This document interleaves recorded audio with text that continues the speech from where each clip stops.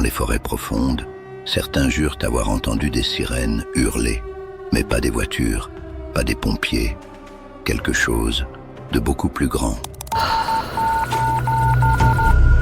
Mike, tu es sûr que c'est forcément un événement paranormal? Il doit y avoir une explication rationnelle.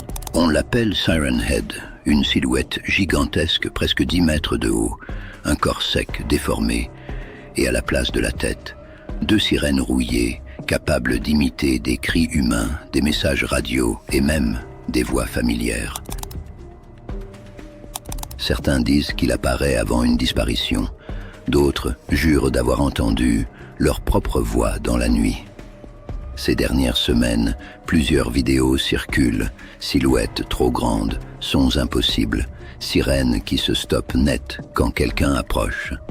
Des randonneurs parlent d'un silence brutal, d'une impression d'être observé, juste avant d'entendre un hurlement métallique à travers toute la vallée. Les experts en audio confirment, certains enregistrements ne correspondent à aucun animal connu, ni à des machines, comme si ces sons n'auraient jamais dû exister. Scientifiquement, rien ne prouve l'existence d'une créature comme Siren Head. Les sons diffusés en ligne peuvent être truqués, issus de phénomènes naturels mal interprétés ou amplifiés par l'imagination collective.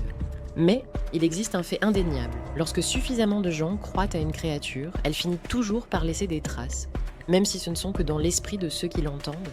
Oui, Clara, je me répète, la science n'explique pas tout. Cette histoire continue de terrifier le web.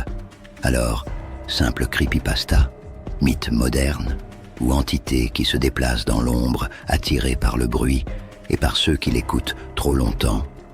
Merci d'avance pour vos likes, commentaires, abonnements et republications. À très vite pour une nouvelle affaire paranormale.